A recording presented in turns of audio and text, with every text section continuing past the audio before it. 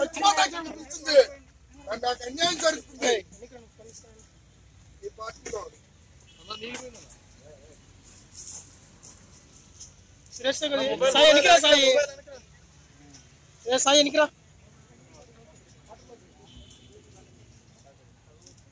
చచ్చిపోతా. నాకు ఇద్దరు పిల్లలు ఉన్నారు. ఎంత కష్టపడ్డా ఎక్కడ మంది వచ్చిన వాళ్ళకి అభివృద్ధి చెందుతున్నారు.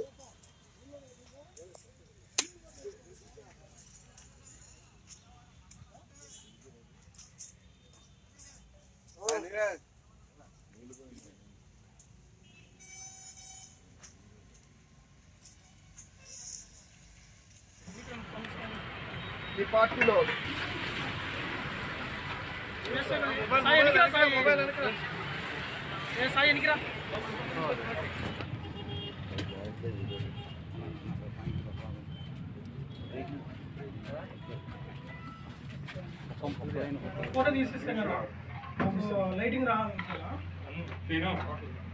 వైఎస్ఆర్సీపీ పార్టీ అభిమానులకి, కార్యకర్తలకి, నాయకులకి నా ప్రత్యేక పాదాభివందనాలు. నా పేరు జోజిబాబు, అంబాపురం గ్రామం, గన్నవరం నియోజకవర్గం, వైఎస్ఆర్సీపీ జిల్లా జాయింట్ సెక్రటరీ నేను. నాకు పార్టీలో అన్యాయం జరుగుతుంది. వైఎస్ఆర్ పార్టీలో అన్యాయం, అక్రమం జరుగుతుంది. నాకు ఎంతో బాధగా ఉంది, దుఃఖంగా ఉండి ఈ ప్రెస్ మీట్ పెడతాం జరిగింది. నాకు జరిగిన అన్యాయం ఏంటంటే, గతంలో యార్లగడ్డ వెంకటరావు గారు ఇన్ఛార్జ్గా ఉన్నప్పుడు నాకు జిల్లా జాయింట్ సెక్రటరీ పదవి ఇచ్చాడు. పార్టీకి కష్టపడి 2 సంవత్సరాలు నేను చేస్తున్న వ్యాపారం, ఉద్యోగం మొత్తం మానేసి ఆయన కొరకు, జగన్ గారి కోసం కష్టపడి ఉన్నాను.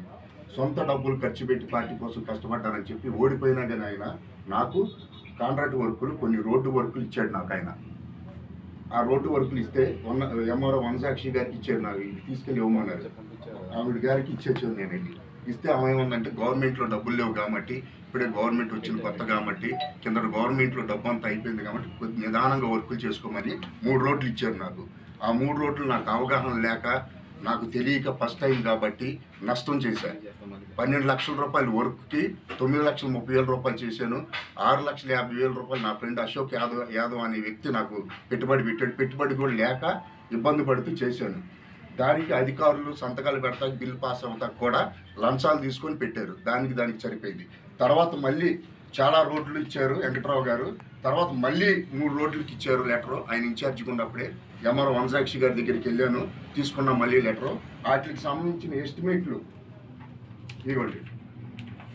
ఈ యొక్క 15 లక్షల రూపాయల వర్క్, రోడ్లు, అంబాపురం గ్రామంలో సంబంధించిన వర్కులు. ఈ వర్కులు తీసుకొని ఎంఆర్ఓ గారి దగ్గర నుంచి ఏఈ గారి దగ్గరికి వెళ్ళి ఎస్టిమేట్లు వేయించుకున్నాను. ఆ తర్వాత అంబాపురం పంచాయతీ వివో దగ్గరికి వచ్చాను.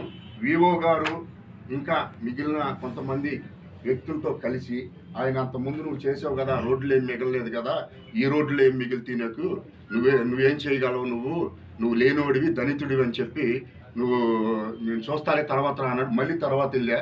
స్థానిక ఎలక్షన్ కోడ్ వచ్చిందని ఆపేశాడు, ఇవ్వలేదు ఆ రోడ్లు. తర్వాత కరోనా వైరస్ అని చెప్పి ఆపేశాడు. ఆ తర్వాత మళ్ళీ వెళ్తే ఇప్పుడు మారిపోయింది, యార్లగడ్డ వెంకటరావు గారికి కేడీసీసీ చైర్మన్ ఇచ్చారు, ఆయన వెళ్ళిపోయాడు, నువ్వు వంశీ గారిని కొమ్మా కోట్లని వాళ్ళ దగ్గరికి వెళ్ళి నాకు చెప్పిస్తే నేను ఇస్తాను అని చెప్పాడు. అసలు వాళ్ళెవరో, కొమ్మా కోట్లు ఎవడో, మేము వెళ్తామండి.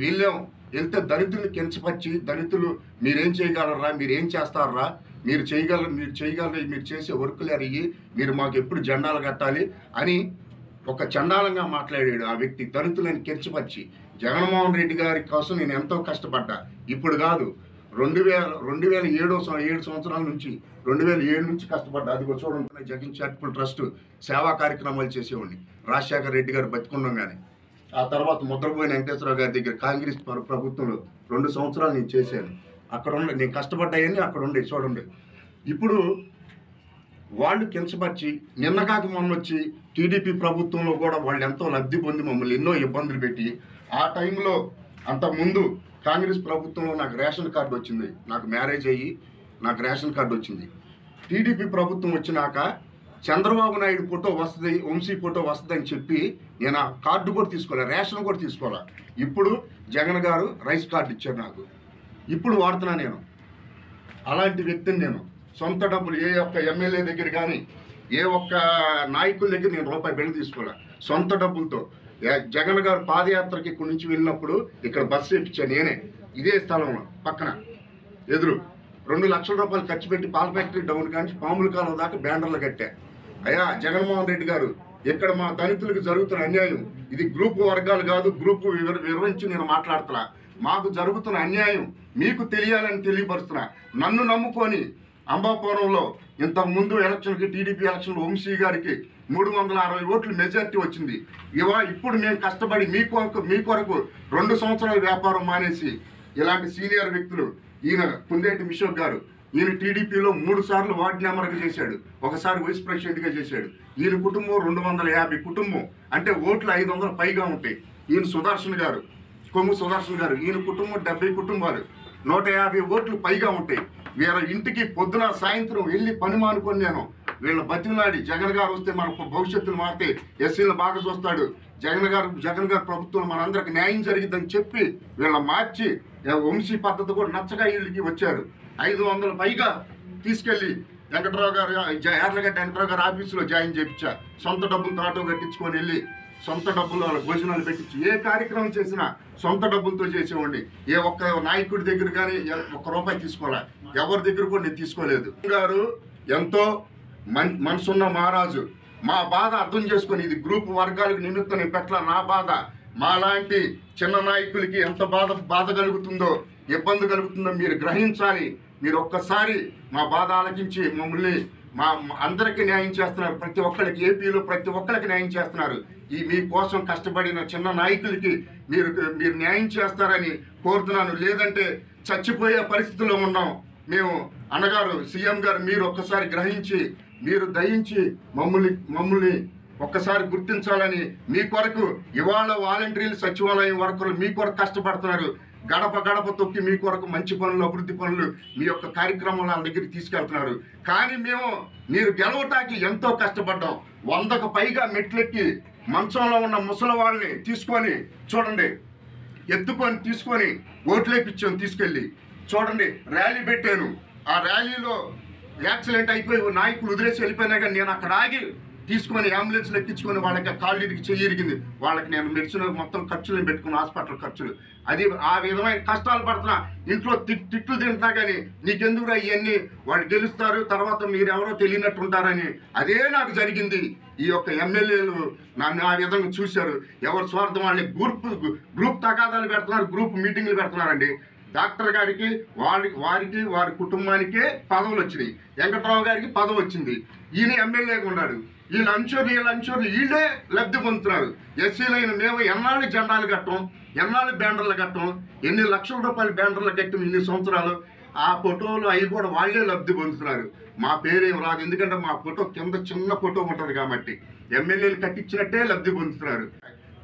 ఏం కష్టపడ్డాడు వాడు? మేము కష్టపడ్డాం 10 ఏళ్ళు జగన్ గారి కోసం.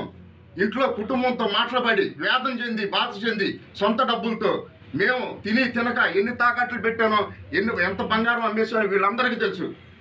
అసలు వ్యాపారం అనేదే మానేసానండి. నష్టం 2018 నుంచి 19 వరకు ఎలక్షన్ కోసం కష్టపడ్డ రేయింబొగులు వ్యాపారమే మానేశా.